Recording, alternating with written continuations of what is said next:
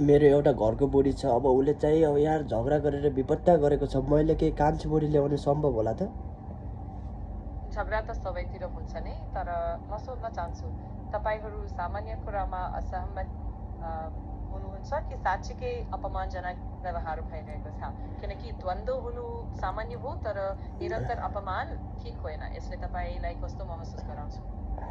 अब उसले चाहिँ के भन्छ भनेपछि कान्छी बुढी ले कान्छी बुढी ले, नत्र म छोडेर जान्छु, त्यो मात्रै भन्छ। किन होला त्यस्तो त? तपाईँले भन्नुभएको उहाँ बारम्बार काम गर्ने बुढी ल्याऊ नत्र म छोडेर जान्छु। काम गर्ने बुढी होइन, कान्छी बुढी ल्याऊ भन्छ। कान्छी बुढी, अर्को बुढीले नत्र छोडेर जान्छु भन्छ। त्यस प्रकारको धम्की बारम्बार दिनु स्वास्थ्यकर होइन।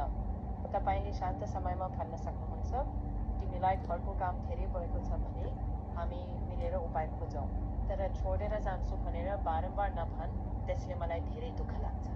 हो, त्यो भन्न त झन्, अब त्यो भन्न झन् रिसाएर मेरो कुरै सुन्दैन। लौ न, यसको कसरी हुन्छ समाधान चाहिँ निकाल्नु पर्यो। ल म त त्यही भएर अब हजुरले त सबै कुराको समाधान निकाल्ने मान्छे, त्यही भएर चाहिँ मैले हजुरलाई सम्झेको। अब हजुरले केही गर्नु भएन भने मलाई फेरि अब झन् बुढीले मार्ने भयो। एकछिन हेर्छु है, मैले बुझ्दैछु।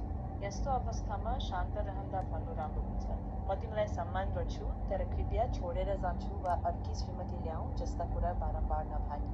यदि केही समस्या छ भने हामी बसेर मिलेर समाधान खोजौँ। यदि उनी ओके, मैले कुरा बुझेँ होइन।